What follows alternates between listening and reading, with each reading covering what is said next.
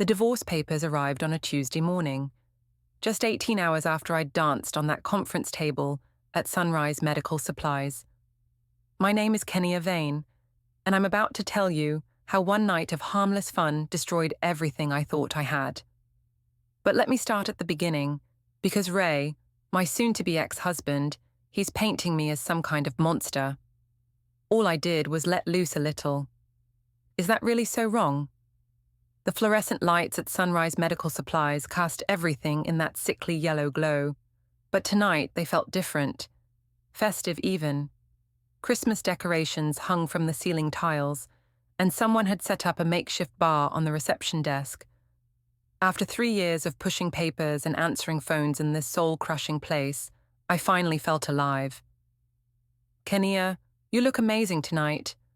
Thomas Tran appeared beside me, his cologne mixing with the smell of cheap wine and office carpet. At 28, he was 4 years younger than me, with that eager energy that reminded me of who I used to be before marriage, and motherhood wore me down. I smoothed my red dress. The one Ray said was too tight for a work function. "Thanks, Thomas. You clean up pretty nice yourself." My phone buzzed. Ray's contact photo filled the screen. Him in his boring khakis and polo shirt, the uniform of a middle school teacher who'd given up on dreams. "Working late again?" his text read. "Paige is asking for you." I rolled my eyes and showed Thomas the message. "See what I deal with. Can't even enjoy myself for one night without guilt trips." Thomas shook his head sympathetically. "That's rough. You deserve to have fun, Kenia. You work so hard here." I typed back quickly. "Big project deadline. We'll be home late. Kiss Paige goodnight for me." It wasn't technically a lie. There was always some project, some deadline. And I did work hard, harder than Ray realized, sitting in his classroom with summers off while I ground away in this corporate wasteland. "Ladies and gentlemen," our office manager, Janet, clinked her wine glass with a pen. "Time for the annual talent show. Who's brave enough to go first?" The crowd laughed nervously. These people were my daily companions, but outside of work hours, we barely knew each other. Tonight felt different, though. The alcohol had loosened everyone up, and I found myself craving their attention in a way that surprised me. "I'll go," I heard myself say, raising my hand high. Thomas grinned and nudged me forward. "That's my girl. Show them what you've got." My phone buzzed again. Another text from Ray. "Paige drew you a picture. She's staying up to show you." I silenced the phone and slipped it into my purse. Not tonight. Tonight was about me. The conference table in the center of our break area suddenly looked like a stage.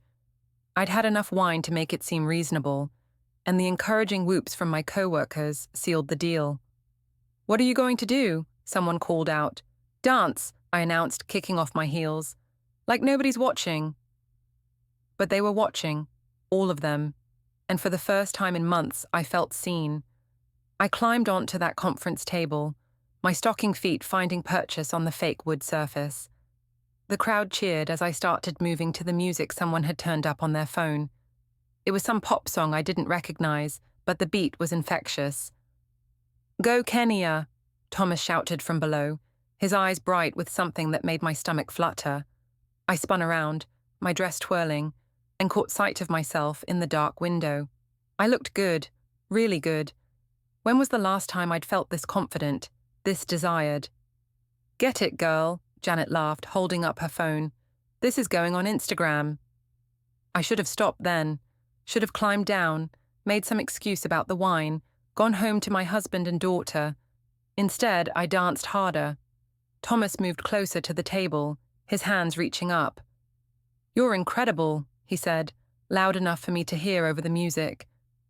When his palms touched my waist, steadying me as I swayed, it felt electric. His thumbs traced small circles through the fabric of my dress, and I didn't pull away. The crowd was eating it up, cheering and taking pictures. "This is so going viral," someone yelled. "Send it to everyone." I laughed, throwing my head back, Thomas's hands still on my hips. In that moment, I felt like the star of my own life, instead of a supporting character in everyone else's story. My phone was buzzing insistently in my purse, but I ignored it. Whatever Ray wanted could wait. This was my moment. But as I looked out at the faces surrounding me, some delighted, others shocked, a few already whispering to each other, I felt the first flutter of unease in my chest. Thomas's grip tightened slightly as I wobbled, and I realized how this must look to anyone watching. His hands on my body, me dancing above him like some kind of performer. The alcohol making everything feel loose and dangerous. Maybe I should, I started to say, but the words got lost in another cheer from the crowd. Someone's phone camera flashed, and I knew with sudden crystal clarity that this moment was being preserved forever. But it was too late to take it back now. The house was dark when I finally made it home at 11:47 p.m., except for the kitchen light. I could see Ray's silhouette through the window as I fumbled with my keys and my stomach clenched. He was waiting up, which meant he was angry. I'd sobered up during the 20-minute drive, but my head still felt fuzzy around the edges. The party seemed like a dream now. Had I really danced on that table? Had Thomas really touched me like that in front of everyone? The front door creaked as I opened it, and I winced. So much for sneaking in quietly. Kenia. Ray's voice came from the kitchen, flat and controlled. That was worse than yelling. Ray only got that tone when he was really, truly upset. I kicked off my heels and padded toward the kitchen, trying to think of what to say. He was sitting at our small breakfast table, still in his work clothes from earlier. His laptop was open in front of him, casting blue light across his face.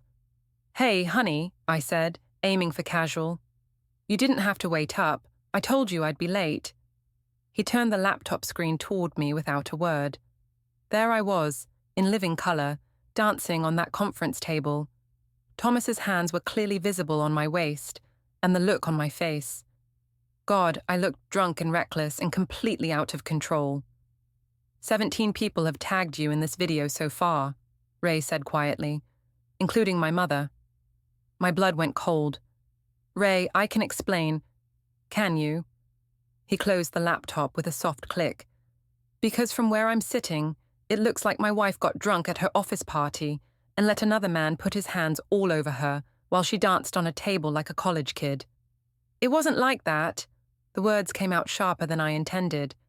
It was just fun, Ray. Harmless fun. You're making it sound so much worse than it was. He stared at me for a long moment. In the harsh kitchen light, I could see every line of exhaustion on his face, every grey hair that had appeared over our 8 years of marriage. Paige waited up until 10:30 to show you her drawing, he said finally. I had to carry her to bed crying because Mommy was too busy working to come home. Guilt twisted in my chest, but I pushed it away. I was tired of being made to feel bad for every little thing. I'm sorry about Paige, but I told you I had to work late. This party was a work obligation, Ray. I couldn't just leave early. A work obligation? He repeated the words like they tasted bitter. Is that what you call grinding on your coworker in front of a camera? I wasn't grinding on anyone, I snapped. Thomas was just helping me balance. You're being ridiculous. Am I?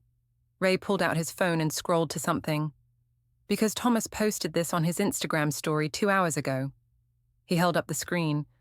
It was a photo of me from tonight, mid-dance, with the caption, "When your work wife knows how to party, dar office party, dar damn girl, work wife." The term hit me like a slap. I'd never called myself that, never thought of Thomas and me as anything more than friendly coworkers, but seeing it written out like that, with those emojis. It's just social media, Ray. People post stupid stuff all the time. You're reading way too much into this. His phone started buzzing. He glanced at the screen and sighed. Your sister, that's the 4th time she's called tonight. As if on cue, my own phone started ringing from inside my purse. I could hear it vibrating against my keys and makeup compact. You should probably answer that, Ray said. I'm sure she has some thoughts about the video. I wanted to ignore it, but the ringing was insistent. I dug through my purse and found my phone. Sandra's contact photo smiled up at me. My older sister, always the responsible one, always ready with advice I didn't want to hear. "Hey, Sandra," I answered, trying to sound normal. "Kenia Marie Vane, what the hell were you thinking?" Her voice was sharp enough to cut glass.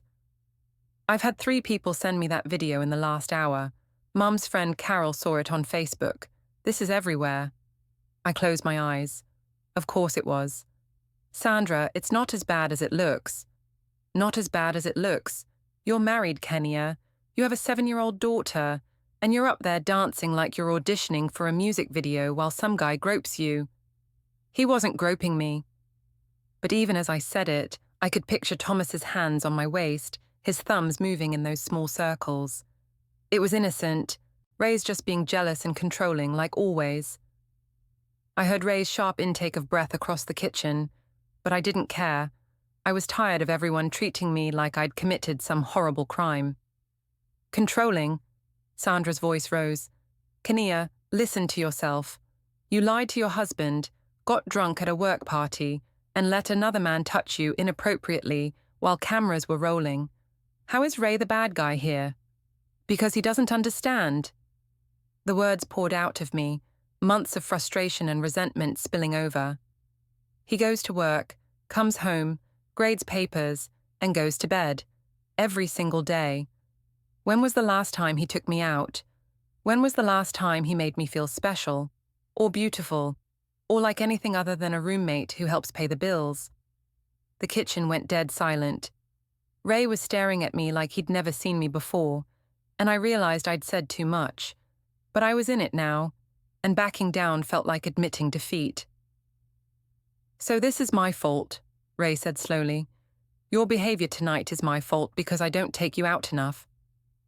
"That's not what I said." "It's exactly what you said." He stood up from the table, his chair scraping against the floor.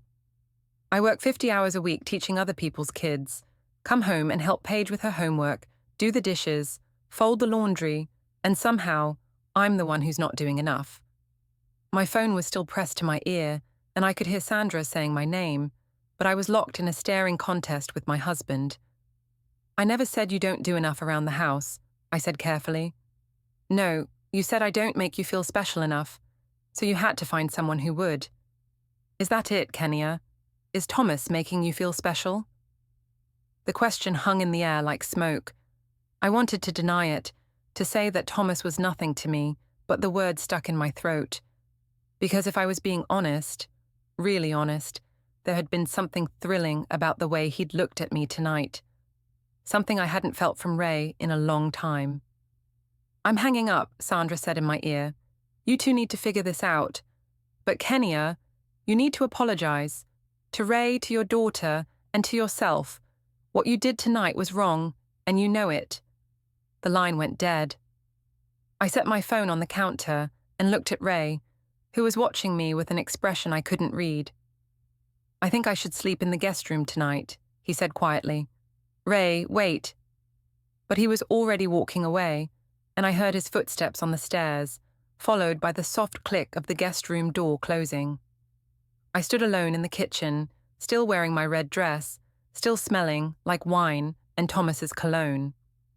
Through the window, I could see our neighbor's house, dark and peaceful. Normal people, living normal lives, not dealing with viral videos and marriage-ending fights. My phone buzzed with a text notification, then another, and another. I picked it up with shaking hands and saw a string of messages from numbers I didn't recognize, all containing links to the video. Friends of friends, acquaintances from high school, people I barely knew, they'd all seen me at my lowest moment. But the worst part was the little voice in the back of my head, the one I was trying so hard to ignore. The one that whispered that maybe, just maybe, Ray was right to be angry. And maybe I'd just destroyed the best thing in my life for a few minutes of attention from a coworker who'd probably forget my name by Monday. The next morning hit me like a freight train. My head was pounding, my mouth tasted like cotton, and the events of the previous night came flooding back in waves of mortification. I could hear Ray moving around downstairs, getting Paige ready for school. Their voices drifted up through the floorboards, his patient and calm, hers excited about some project she was working on. Normal morning sounds from a life that suddenly felt very fragile. I checked my phone and immediately regretted it. 37 notifications, text messages, Facebook tags, Instagram mentions, missed calls. The video had grown legs overnight, spreading through our social networks like wildfire. My hands shook as I scrolled through the comments. Most were laughing emojis and fire symbols, but some were worse. Isn't she married? That poor husband. Someone's having a midlife crisis. Each comment felt like a small knife twisting in my chest. I heard the front door close, Ray taking Paige to school, and knew I had to face the music at work. Maybe I could control the narrative there, explain to people that it wasn't as bad as it looked. By the time I made it to Sunrise Medical Supplies, I'd convinced myself that everyone would have moved on. Office gossip never lasted more than a day or two, right? People would have other things to talk about. I was wrong. The moment I walked through the glass doors, conversation stopped, heads turned. I felt like I was walking through a gauntlet of stares and whispers. "Morning, Kenia," Janet called out from reception, her voice artificially bright. "How are you feeling today?" "Fine," I lied, clutching my coffee cup like a lifeline. "Just fine." Thomas was nowhere to be seen, which was probably for the best. I made it to my desk and tried to lose myself in emails, but I could feel eyes on me from every direction. At 10:15, my phone rang. Internal call. "Kenia, this is Margaret from HR. Could you come to my office, please?" My stomach dropped.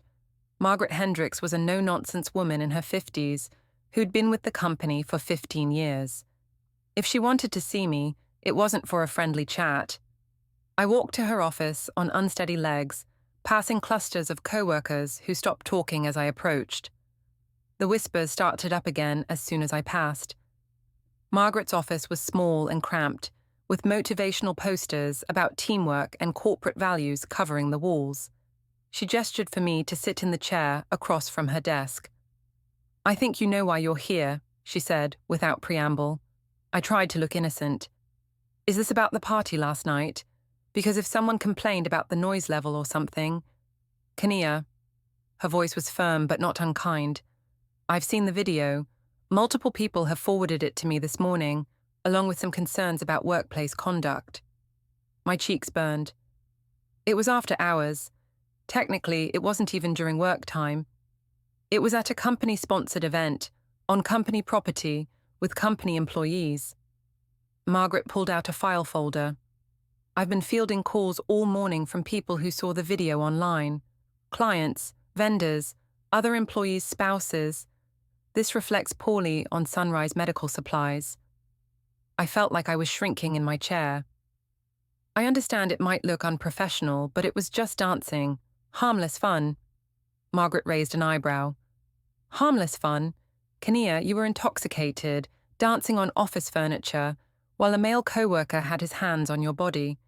In what world is that appropriate workplace behavior?" When she put it like that, it sounded so much worse than it had felt in the moment. But I couldn't back down now. Admitting fault would only make things worse. "Thomas was just helping me balance. It wasn't sexual or inappropriate. People are reading too much into it." "Thomas Tran has called in sick today," Margaret said dryly. "Apparently he's dealing with some personal issues related to last night's events." "Of course he was. Thomas got to hide at home while I faced the consequences alone." "Look, Margaret, I know it wasn't my best moment, but everyone was drinking. Everyone was having fun. Why am I being singled out?" "Because everyone else managed to have fun without creating a viral video that's now associated with our company name." She leaned forward. "Kenia, I'm not firing you, but I am writing you up for unprofessional conduct. This goes in your permanent file, and if anything like this happens again, we'll be having a very different conversation." I signed the write-up with trembling hands, each letter of my name feeling like a small defeat. When I returned to my desk, I found a group of coworkers clustered around the break room, their voices low but animated. They scattered when they saw me approaching, suddenly very interested in their phones and computer screens. "Hey, Kenia," called out Brenda from accounting. "Wild party last night, huh?" There was something in her tone that made my skin crawl. Not friendly teasing, but something sharper, meaner. "Yeah, it was fun," I replied carefully. "I bet it was," she said with a smirk. "Your husband must be so proud." The words hit me like a slap. I wanted to say something cutting back, to defend myself, but my throat felt tight and my eyes were starting to burn. I made it through the rest of the day by keeping my head down and avoiding eye contact with everyone. But I could feel the judgment radiating from every corner of the office. These people who'd been cheering me on last night were now treating me like a pariah. At lunch, I hid in my car and called Sandra. "How bad is it?" I asked when she answered. "Bad," she said without sugarcoating it. "The video's been shared in 3 different Facebook groups I'm in. Mum called this morning asking if you and Ray are having problems." I put my head in my hands. "Everyone at work is treating me like a leper. I got written up by HR. "Kenia," Sandra's voice was gentler now. "You need to talk to Ray. Really talk to him. This isn't going away on its own. He won't even look at me. He slept in the guest room last night. Can you blame him? Honey, I love you, but you messed up. Big time. The only way through this is to own it and try to make it right." But how could I make it right when I wasn't even sure what I'd done wrong? Yes, I'd had too much to drink. Yes, I'd danced on a table. But I hadn't cheated. I hadn't done anything truly terrible. Had I? When I got home that evening, Ray's car was in the driveway, but the house felt cold and unwelcoming. I found him in the kitchen, making dinner, while Paige worked on homework at the table. "Hi, Mommy." Paige looked up with a bright smile that made my heart ache. At 7, she was still innocent enough to be happy to see me, unaware of the adult drama swirling around her. "Hi, baby girl," I said, kissing the top of her head. "What are you working on?" "Math problems. Daddy's helping me with the hard ones." I looked at Ray, hoping for some sign of softness, but his expression was neutral, polite, like I was a stranger he was being forced to tolerate. "We need to talk," he said quietly, "after Paige goes to bed." The rest of the evening crawled by. Dinner was tense and quiet, with Paige chattering about her day, while Ray and I made minimal conversation. I helped her with her bath and bedtime routine, treasuring these normal moments that felt increasingly precious. At 8:30, after Paige was asleep, Ray and I sat in the living room, like adversaries preparing for battle. "I talked to Dean today," he said without preamble. Dean was his older brother, a lawyer who'd never particularly liked me. "He thinks I should consider my options." "Your options?" My voice came out smaller than I intended. "Legal options, Kenia. Divorce, custody, protection of assets." Each word fell like a stone into still water, creating ripples that spread outward. "You want a divorce? Because of one stupid party?" "Because of what that party represents," Ray said. "Because of the lying, the disrespect, the complete lack of consideration for your family. Because you stood there last night and blamed me for your behavior instead of taking responsibility for it." I felt like I was drowning. "Ray, please, I made a mistake, okay? I admit that. But divorce? We can work through this. People do stupid things when they drink. It doesn't mean anything." "Doesn't it?" He pulled out his phone and showed me Thomas's Instagram again. "Work wife? When did that start, Kenia? When did you and Thomas become work spouses?" "We're not. That's just something he said. It doesn't mean anything." Just like the dancing didn't mean anything. Just like his hands on your body didn't mean anything. Just like lying to me about working late didn't mean anything. Ray's voice was rising now, 8 years of frustration finally breaking through his calm exterior. "When does it start meaning something, Kenia? When you sleep with him?" "I would never. Wouldn't you?" He stood up, pacing to the window. "Because from where I'm sitting, it looks like you're already halfway there. The flirting, the lying, the public display of affection. What's next?" I wanted to deny it, to swear that Thomas meant nothing to me, that I'd never cheat on my husband. But the words wouldn't come, because deep down, in a place I didn't want to examine too closely, I knew Ray was right to be worried. There had been something between Thomas and me last night, something that went beyond innocent fun. And the worst part was, I wasn't sure I wanted it to stop. The family dinner at Murphy's Diner was Sandra's idea. Neutral territory, she'd called it, as if meeting in public would somehow make this conversation less explosive. She was wrong.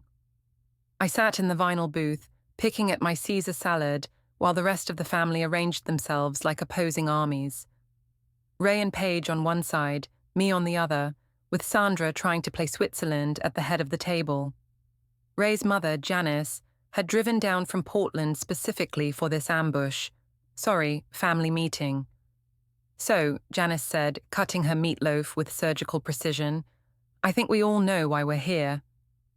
At 60, Janice Vane was a formidable woman who'd raised 3 boys as a single mother after her husband died young.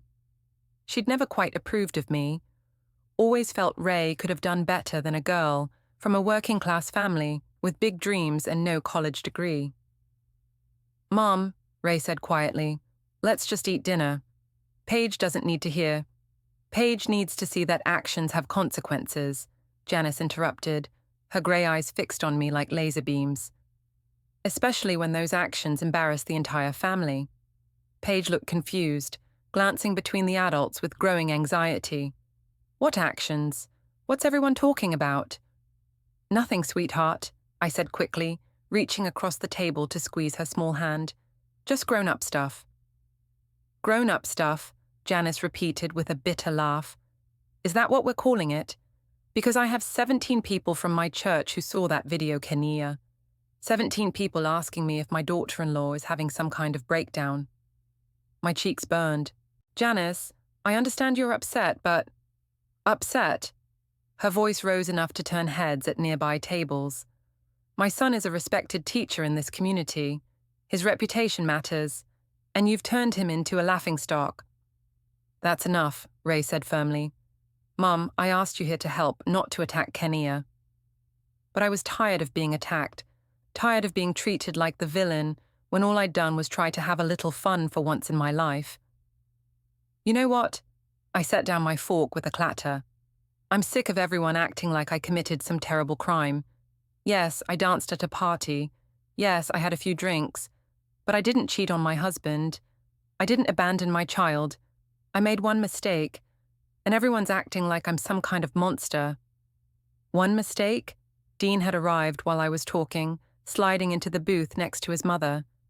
Ray's older brother was everything Ray wasn't, aggressive, confrontational, successful, in the way that lawyers tend to be. Kenia, you humiliated my brother in front of the entire town. I didn't humiliate anyone, I shot back. Ray's embarrassed because he can't handle his wife having friends or a social life that doesn't revolve around him. The words came out harsher than I'd intended, but I was past caring.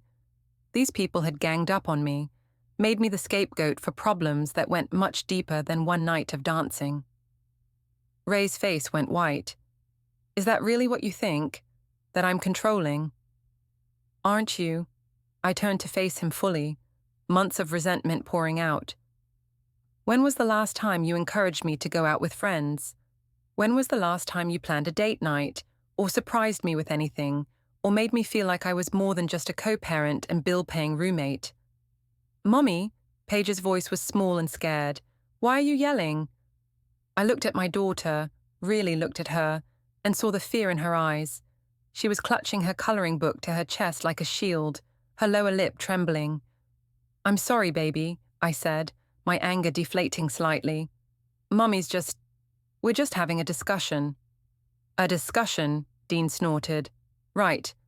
Kenia, let me ask you something. Do you think Thomas Tron gives a damn about your marriage, about Paige, or do you think he's just enjoying the attention from a lonely housewife? The words hit like a physical blow. How dare you? How dare I what? Tell the truth? Dean leaned forward, his lawyer instincts kicking in. You think you're the first bored suburban mom to fall for some younger guy's attention. You think Thomas hasn't done this before. There's nothing between Thomas and me, I insisted, but even I could hear how weak it sounded. Then why did he post about his work wife on social media? Janice demanded. Why are you defending him instead of apologizing to your actual husband? I looked around the table at their faces. Angry, disappointed, disgusted. Even Sandra looked uncomfortable, like she was reconsidering her decision to stay neutral. You want to know why? I stood up abruptly, my voice carrying across the diner. Because Thomas sees me. He appreciates me. He makes me feel like I'm worth something more than cooking dinner and folding laundry and pretending to be satisfied with a life that's slowly suffocating me. The silence that followed was deafening. Other diners had stopped eating to stare at our table, drawn by the drama unfolding in booth 7. Ray's voice, when he finally spoke, was barely above a whisper. Is that really how you see our life together? As suffocating? Looking at his face, the hurt and confusion and genuine bewilderment, I felt a stab of guilt so sharp it took my breath away. This was Ray, the man who'd held my hand during my father's funeral, who'd stayed up all night when Paige had pneumonia, who'd never once raised his voice to me in 8 years of marriage, but I was in too deep to back down now. I see a man who comes home from work, eats dinner in silence, grades papers until bedtime, and wonders why his wife might want something more exciting than discussing lesson plans and parent-teacher conferences.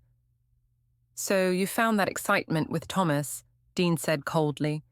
Congratulations. I hope it was worth it. Worth what? I snapped. Ray reached into his jacket and pulled out a manila envelope, setting it on the table between us like a loaded gun. Worth this, he said quietly. My hand shook as I opened the envelope and saw the papers inside. Divorce petition, custody filing, a formal request for temporary separation. Ray, I breathed, you can't be serious. I've never been more serious about anything in my life. He reached over and gently took Paige's hand. Come on, sweetheart, let's go get some ice cream while the grown-ups finish talking. Paige looked between us with wide, frightened eyes. Are you and Mommy getting divorced? The question hung in the air like smoke. Ray's jaw tightened, and for a moment I thought he might lie to protect her. We're going through a difficult time, he said finally. But no matter what happens, we both love you very much. That will never change.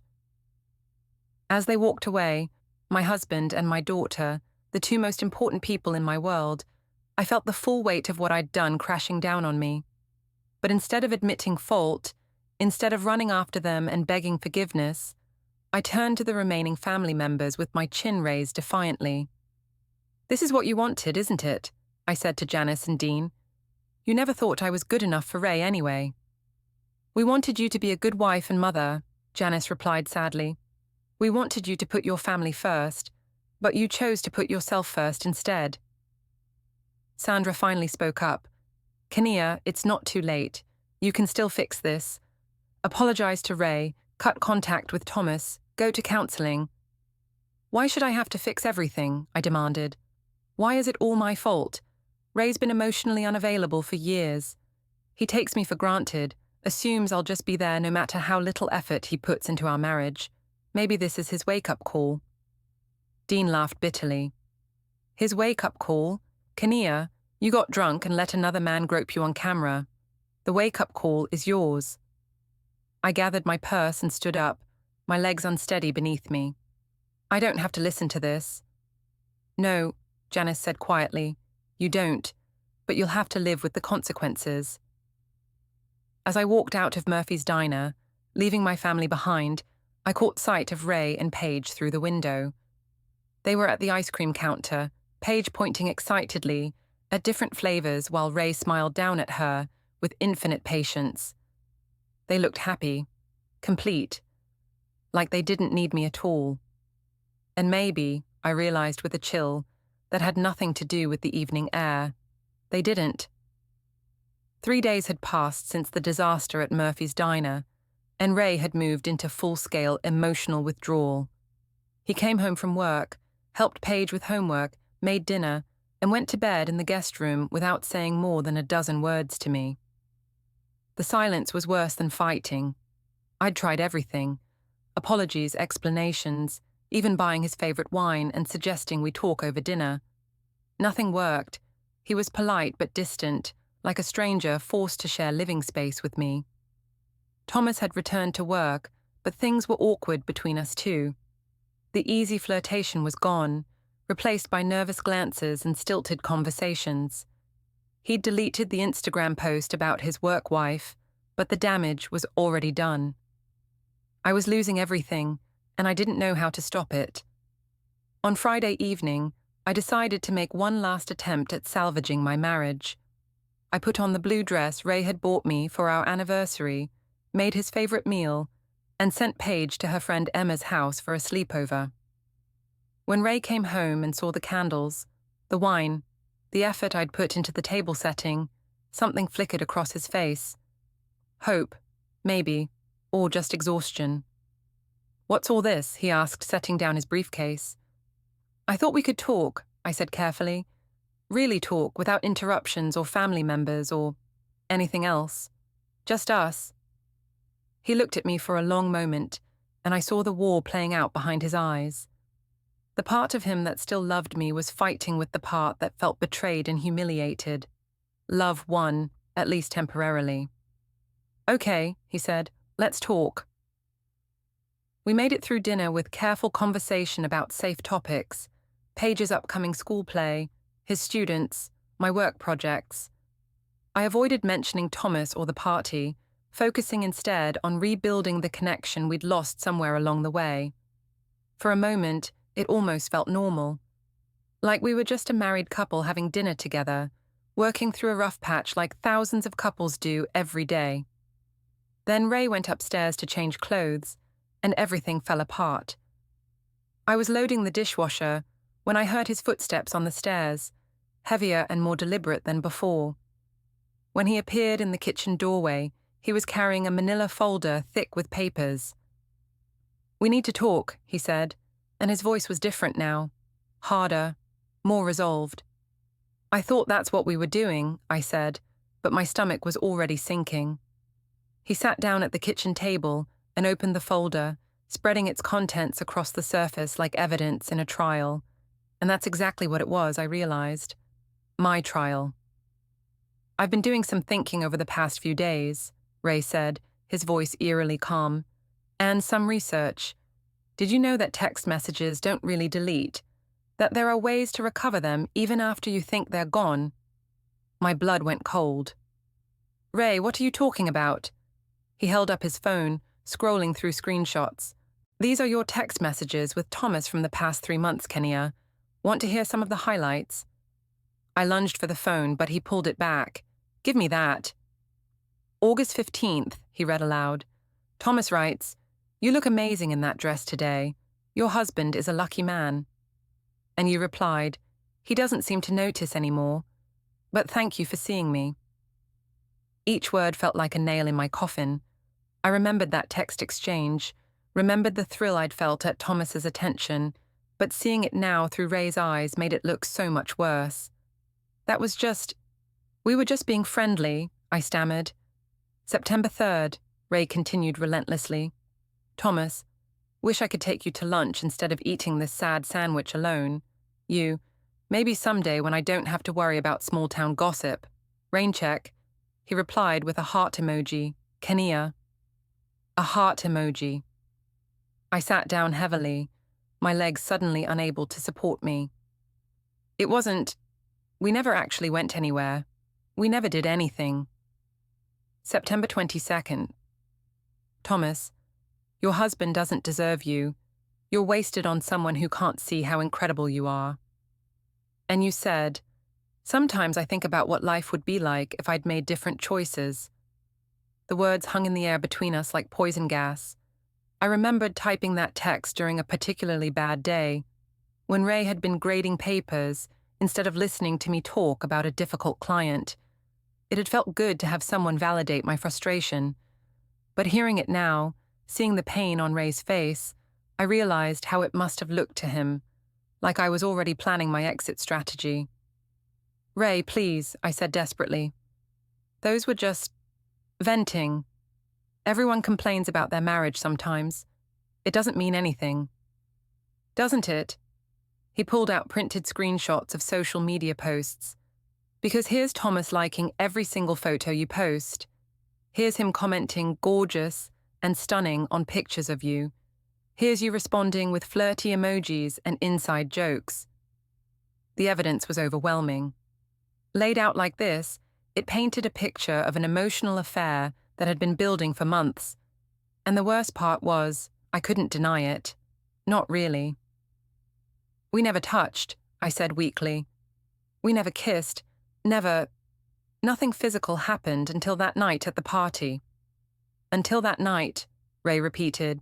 So you admit something physical happened. I opened my mouth to deny it, then closed it again. What was the point? He had the video.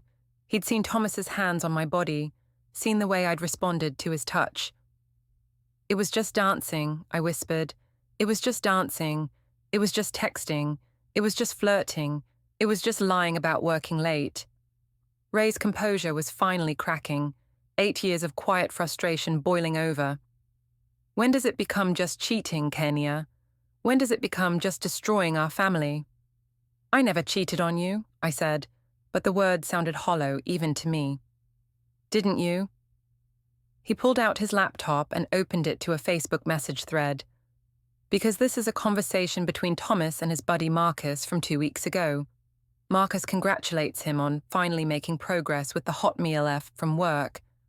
Thomas replies that he's playing the long game, but thinks you're almost ready to take things to the next level. The room spun around me. Where did you get that? Marcus's wife is a teacher at my school, Ray said quietly. She saw the video, recognized Thomas, and thought I should know what kind of man my wife was spending time with. I felt sick, actually physically sick. Thomas had been playing me, manipulating my loneliness and frustration for his own entertainment, and I'd been so starved for attention that I'd walked right into his trap. I didn't know, I said, my voice barely audible. Ray, I swear I didn't know I thought he actually cared about me. Maybe he did, Ray said with devastating calm, but it doesn't matter now, does it? Because you cared about him too. Enough to risk our marriage. Enough to humiliate me in front of our entire community. Enough to traumatize our daughter with your behavior. Paige doesn't know anything about this, I protested. Doesn't she? He pulled out a piece of paper, child's artwork in crayon and marker. She drew this yesterday. Want to tell me what you see? It was a family portrait, the kind 7-year-olds draw with stick figures and bright colors. But this one was different. There were 3 figures, a tall one labeled Daddy, a small one labeled Me, and off to the side, separated by what looked like a wall or barrier, a figure labeled Mommy, with tears drawn on her face. My heart shattered into 1,000 pieces. She knows something's wrong, Ray said gently. She knows Mommy and Daddy aren't happy anymore. She knows Daddy's sleeping in the guest room and everyone's been whispering about something bad Mommy did. I reached for the drawing with trembling hands. I can fix this. Ray, please, I can fix all of this. I'll quit my job. I'll never speak to Thomas again. We can go to counseling. It's too late for that. He closed the laptop and gathered up the papers. I've already filed for divorce, Kenia. The papers will be served on Monday. You can't, I said desperately. You can't just give up on us. We have 8 years together. We have Paige. We had 8 years, he corrected, and you threw them away for a few months of attention from a man who was using you for entertainment. The finality in his voice broke something inside me. This wasn't a fight we could recover from. This wasn't a rough patch we could work through. This was the end of everything I'd built my adult life around. What about Paige? I whispered. What about her? Ray's voice was cold now, businesslike. She'll stay with me during the week, visit you on weekends. Assuming you can provide a stable environment. You're taking my daughter away from me. I'm protecting my daughter from the chaos you've created. He stood up, towering over me in the kitchen, where we'd shared thousands of meals, where we'd celebrated birthdays and anniversaries and quiet Tuesday evenings. You made your choice, Kenia. Thomas over family, excitement over stability, your needs over everyone else's. I never meant for this to happen. But it did happen. He paused in the doorway, looking back at me with something that might have been pity. I loved you. I loved you enough to build a life with you, to trust you with my heart and my future and my child, and you decided that wasn't enough. As his footsteps faded up the stairs, I sat alone in our kitchen, surrounded by the evidence of my betrayal, holding my daughter's heartbreaking drawing in my shaking hands. For the first time since this whole nightmare began, I understood what I'd really lost. Not just a marriage, but a family. Not just a husband, but a partner who'd loved me unconditionally until I gave him reasons not to. And the worst part was, I'd lost it all for a man who'd never cared about me at all. In the polished law office, Ray's ruthless attorney Patricia Williams laid out the devastating case. Texts with Thomas, bank statements showing secret spending on dresses and lingerie, coworker statements, a notarized declaration from Thomas blaming me as the aggressor, and a psychological evaluation citing narcissistic tendencies and poor impulse control, all from public records and my own behavior. The viral office party video played from a new angle, showing undeniable intimacy. Ray sought full custody, supervised visitation for me every other weekend, a morality clause, and 70% of house proceeds for Paige's stability. My lawyer warned a trial would only worsen things. With trembling hands, I signed away primary custody, my home, my dignity. Ray handed me Paige's crayon card. I love you, Mummy, even when you're sad. I broke down sobbing. Thomas vanished to another branch. Ray kept the house and moved on.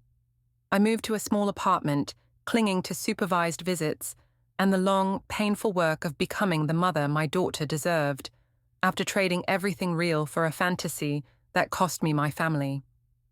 Word count 100.